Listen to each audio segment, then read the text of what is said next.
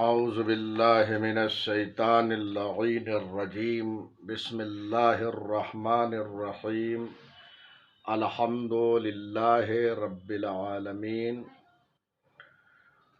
والعاقبۃ للمتقین والصلاة والسلام علی حبیبہ وخیرتہ حافظ سرہ ومبلغ رسالاتہ ابی القاسم محمد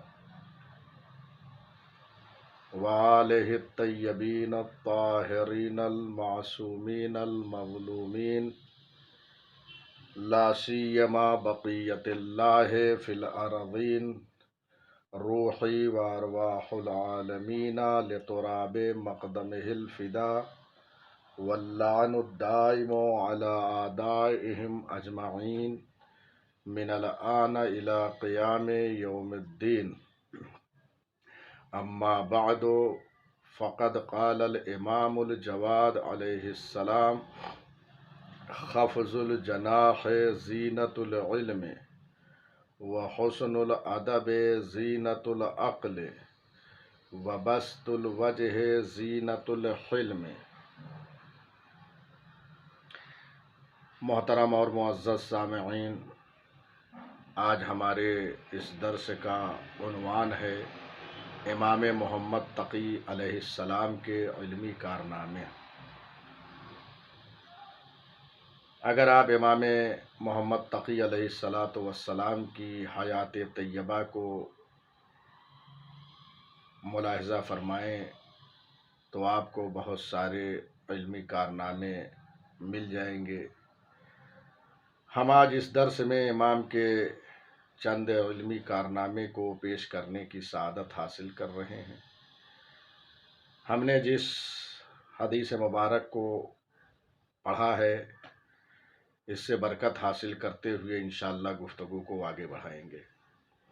امام فرماتے ہیں خفض الجناح زینت العلم، تواضع اور انکساری علم کے لیے زینت ہے. وحسن الادب زینت العقل، اچھا ادب عقل کے لیے زینت ہے.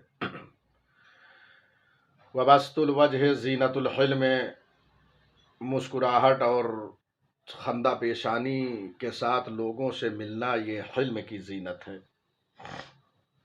تین چیزوں کو امام نے بیان کیا اور ہر چیز کے لیے ایک زینت کو امام نے قرار دیا ہے. علم کی زینت تواضع و انکساری کے ذریعے سے ہے.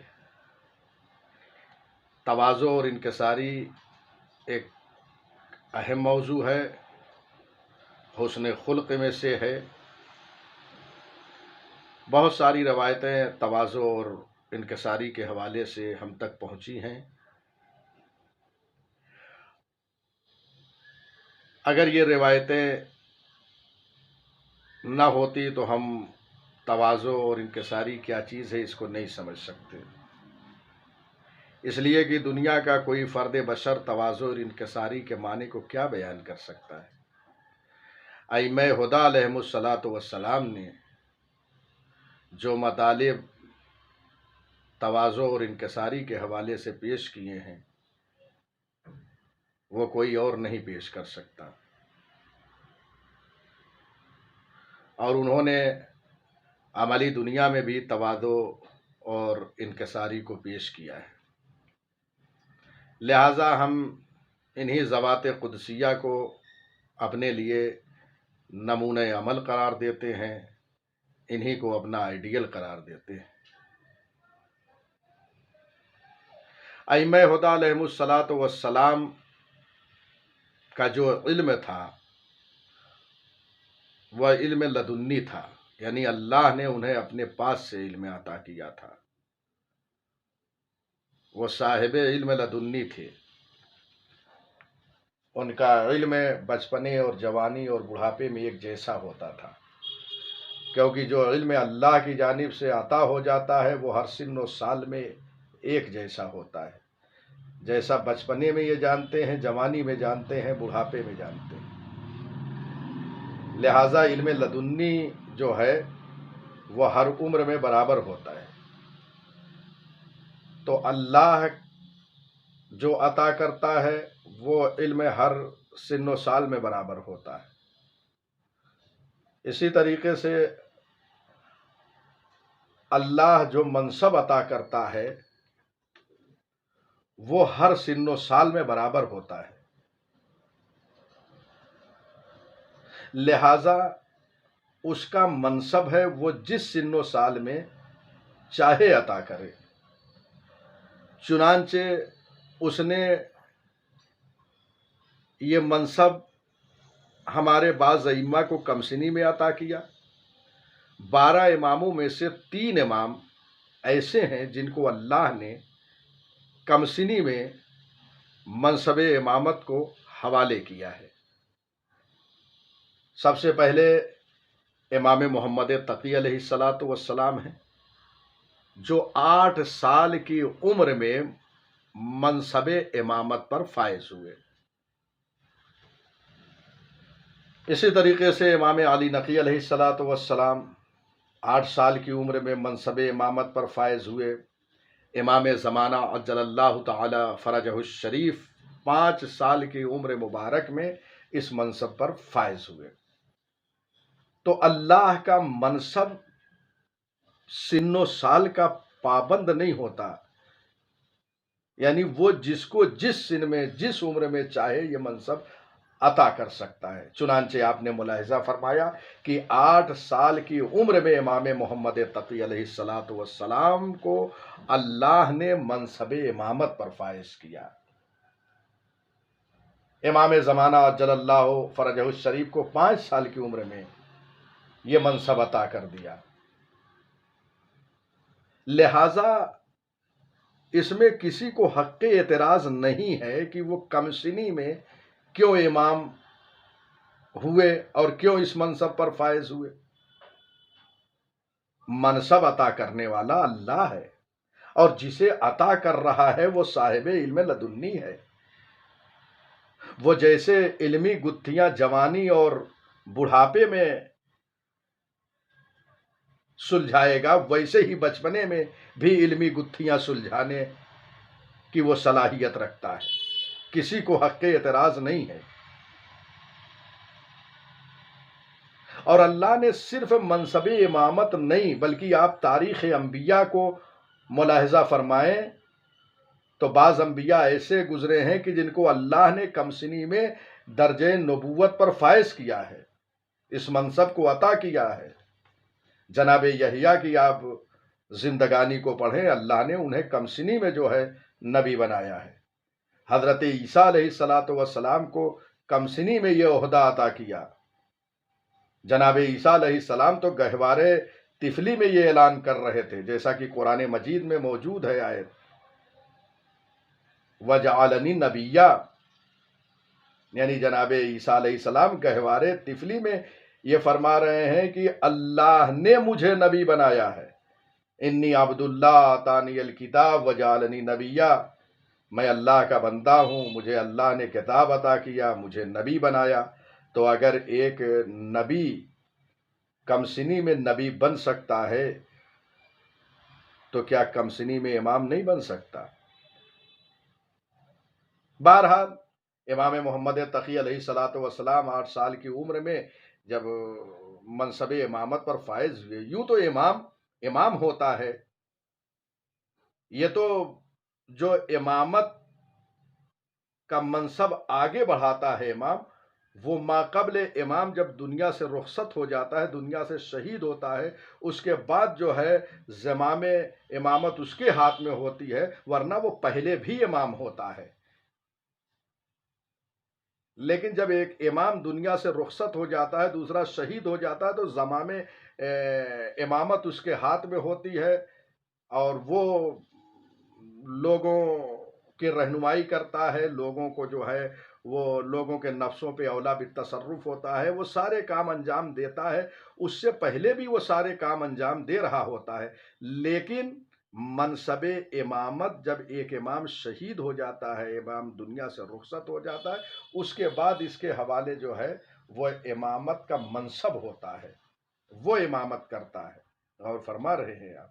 تو بہرحال اگر کم سنی میں کسی امام کو امامت ملے تو کسی کو حق اعتراض اس لیے نہیں ہے کہ انبیاء علیہم السلام کو بھی اللہ نے یہ منصب کم سنی میں عطا کیا ہے، جیسا کہ ہم نے مثال کے طور پر جناب یحییٰ جناب عیسیٰ علیہ السلام کی حیات کو اور ان کے کم سنی میں منصب نبوت پر فائز ہونے کو آپ کے سامنے پیش کیا ہے کہ کم سنی میں بھی بعض انبیاء کو اس نے یہ منصب عطا کیا، لہذا یہ حق اعتراض نہیں ہے۔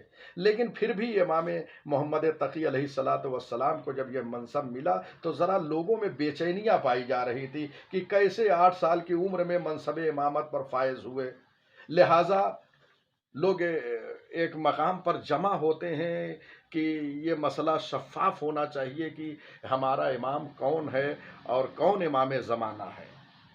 یہ جو لوگوں میں بے چینیاں اور لوگوں میں اضطراب پایا جا رہا تھا تو لوگوں نے یہ چاہا کہ ایک مقام پر جمع ہو کر اس مسئلے کو حل کر لیں کہ یہ پتہ لگائیں کہ امام کون ہے۔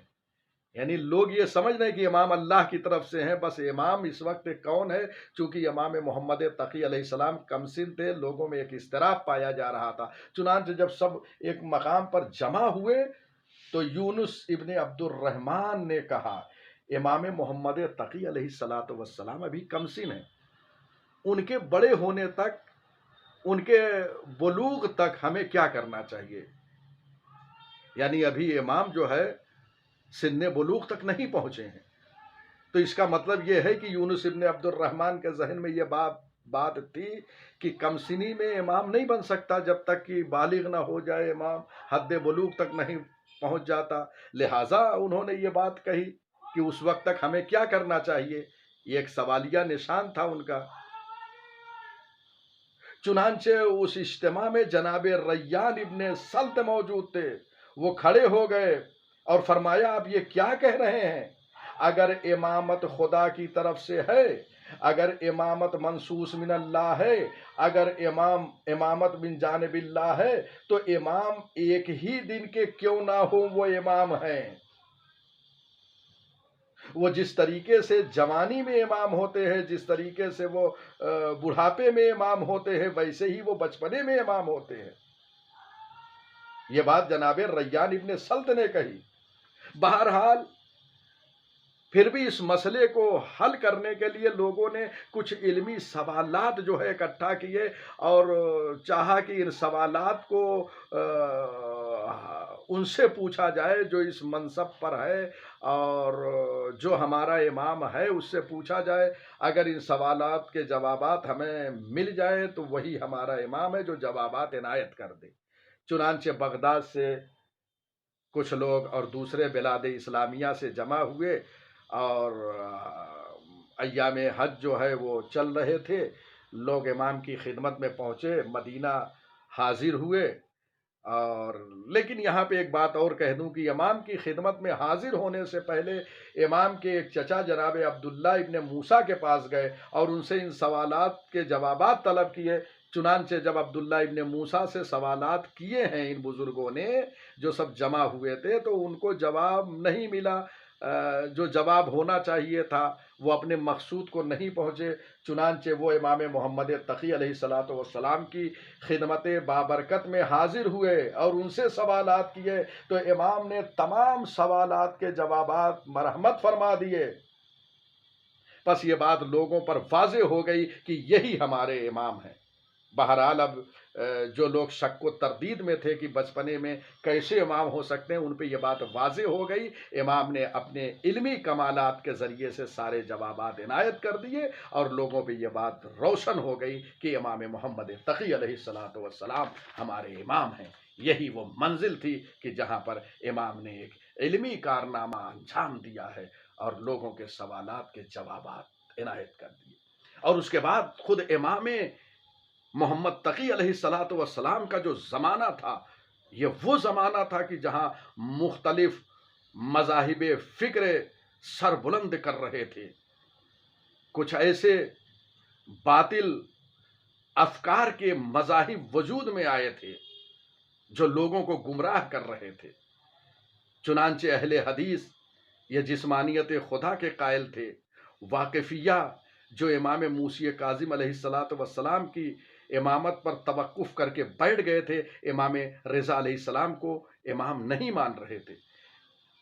ज़ैदिया वो फ़िरका जो ज़ैद इब्न अली की इमामत का कायल हो गया। गुल्लात ये वो थे जो रिवायात को जाल करके अइम्मा हुदा अलैहिमुस्सलातु वस्सलाम की तरफ मंसूब करते थे। तो आप देख रहे हैं ये वो मज़ाहिब थे जो इमाम के ज़माने में सर उठाए हुए थे और लोगों को गुमराह कर रहे थे। इमाम ने अपने इल्मी इस्तिदलाल के ज़रिए से इन तमाम मज़ाहिब बातिला पर ख़त्ते बुतलान खींच दिया और तशय्यो का हकीकी चेहरा लोगों पर नुमाया हो गया। गौर फरमा रहे हैं, ये इमाम के इल्मी कारनामे हैं। और उसके बाद यही नहीं, इमाम के ज़माने में चूंकि इमाम कमसिन हैं, लिहाजा बहुत सारे मसाइल उठ रहे हैं, लेकिन लोगों को क्या मालूम कि ये मनसब अल्लाह का अता किया हुआ है। अल्लाह ने ये मनसब अता किया है, अल्लाह ने इन्हें मासूम बनाया है, अल्लाह ने इन्हें इल्म लदुन्नी से नवाजा है। लिहाजा इल्मी मैदान में कोई इनके सामने टिक नहीं सका। कमसिन है, बचपना है, लेकिन बड़े बड़े मुकाबिल में आ रहे हैं, शिकस्त का एतराफ़ करते हुए जा रहे हैं। चुनांचे इमाम मोहम्मद तकी अलैहिस्सलातु वस्सलाम ने अपने इस कमसिनी में बहुत से मुनाजरे किए हैं जो आपको कुतुबे तारीख़ में मिल जाएंगे। मैं सारे मुनाजरे को तो बयान नहीं कर सकता, यहाँ पर एक मुनाजरा जो मुसलमानों के एक कादिल क़ुज़ात से हुआ उसे बयान कर दूं, ताकि आप इससे समझें कि इमाम ने कैसे अपने इल्म के ज़रिए से कादिल क़ुज़ात को शिकस्त दिया। मामून रशीद का ज़माना है। मामून रशीद ने इल्मी दरबार सजाया, लोगों को जमा किया। उस ज़माने का मुफ्ती कादिल क़ुज़ात मशहूर आलिम यहया इब्ने अक्सम को बुलाया गया इमाम से मुनाजरा करने के लिए। गौर फरमा रहे हैं, एक मजमा इकट्ठा हुआ है, इमाम तशरीफ फरमा है, यहया बिन अक्सम आता है और उसके बाद उसने चाहा कि इमाम से मुनाजरा करें। पहले मामून की तरफ मुतवज्जे होता है यहया इब्ने अक्सम और कहता है कि क्या आपकी इजाज़त है कि मैं इनसे कुछ सवाल करूं। मामून रशीद ने कहा आप खुद उन्हीं से दरियाफ्त कर लें। चुनांचे यहया इब्ने अक्सम ने इमाम मोहम्मद तकी अलैहिस्सलातु वस्सलाम से इजाज़त चाही।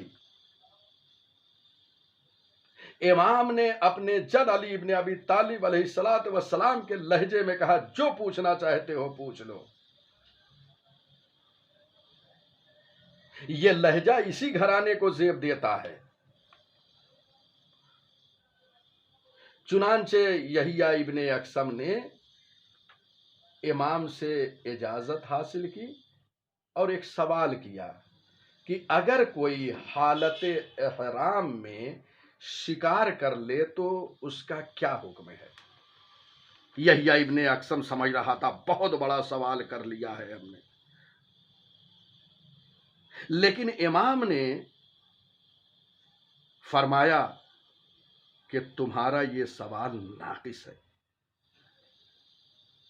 ये बताओ उसने जो शिकार किया है वो हिल में किया है या हरम में। गौर फरमा रहे हैं, हिल कहते हैं हरम के बाहर के हिस्से को। इमाम ने फरमाया ये बताओ कि उसने हिल में शिकार किया है या हरम में। शिकार करने वाला मसले से वाकिफ था या नावाकिफ था। उसने अमदन शिकार किया है या सहवन शिकार किया है। शिकार करने वाला आज़ाद था या गुलाम था। शिकार करने वाला बालिग था या नाबालिग था।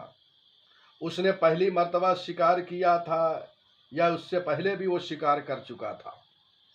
गौर फरमा रहे हैं, शिकार परिंदों में से किया था या गैर परिंदों में से। शिकार बड़ा था या छोटा था।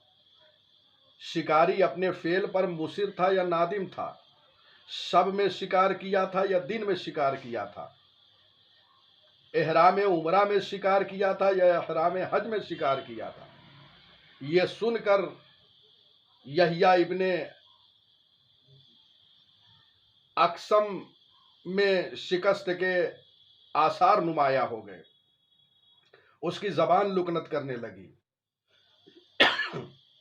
امام سے ایک مسئلہ پوچھا تھا، امام نے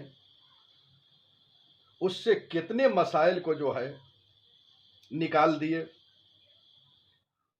اب وہ سمجھ گیا کہ یہ کوئی معمولی انسان نہیں ہے، زبان پہ کچھ بھی ہو لیکن دل میں تو یہ اعتراف رہا ہوگا کہ یہ اللہ کے پاس سے علم لے کر آئے ہیں، یہی منصب امامت کے حقدار ہیں، یہ ساری چیزیں۔ چنانچہ یحییٰ ابن اقسم اپنی شکست کو اعتراف کرنے لگا، اس کی زبان لکنت کرنے لگی، اور شکست تو اس وقت اور واضح ہو گئی کہ جب مامون الرشید نے امام محمد تقی علیہ السلام سے یہ کہا کہ آپ بھی یحییٰ سے کچھ سوال کریں۔ چنانچہ امام نے یحییٰ ابن اقسم سے کہا کیا میں کچھ سوال کر سکتا ہوں؟ تو یحییٰ ابن اقسم کہتا ہے کہ سوال کریے، اگر علم ہوگا تو بتا دوں گا۔ یہ جملہ اس کی شکست پر دلیل ہے۔ چنانچہ کہا کہ اگر معلوم ہوگا تو بتا دوں گا اور نہیں تو آپ ہی سے استفادہ کروں گا۔ امام نے پوچھا اچھا یہ بتاؤ، ایک شخص ہے جس پر ایک خاتون ابتدائے روز میں حرام ہے، ظہر کے نزدیک حلال ہے، ظہر کے وقت حرام ہے، عصر کے وقت حلال ہے، مغرب کے وقت حرام ہے، عشاء کے وقت حلال ہے، آدھی رات کو حرام ہے، صبح کے وقت حلال ہے۔ بتاؤ یہ کون سی عورت ہے جو متعدد دفعہ ایک مرد پر حلال ہو رہی ہے اور متعدد دفعہ حرام ہو رہی ہے؟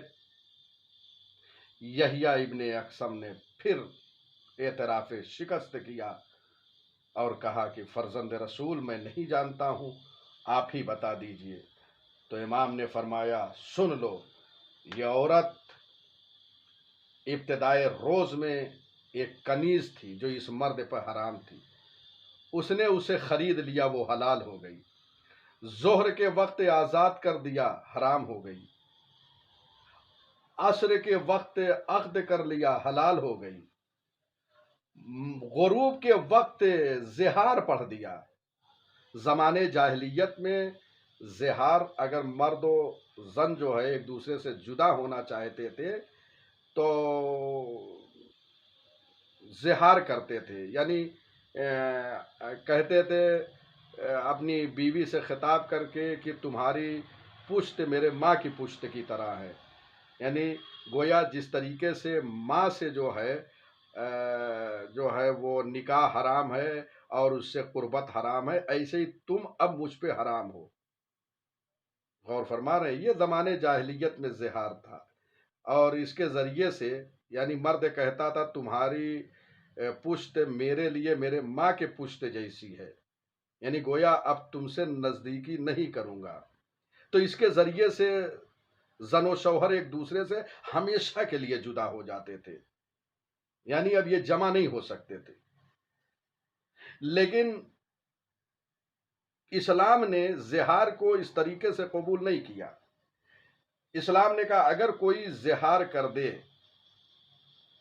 یعنی اگر کوئی اپنی بیوی کو اپنے سے جدا کر دے، صیغہ زہار پڑھ دے، تو یہ حرام اور گناہ ہے، لیکن ہمیشہ کے لیے جو ہے جدائی اس کے ذریعے سے نہیں ہو سکتی، بلکہ اگر کفارہ ادا کر دے تو اس کے ذریعے سے جو ہے وہ بیوی نزدیک ہو سکتی ہے اور مرد جو ہے اس سے مقاربت کر سکتا ہے۔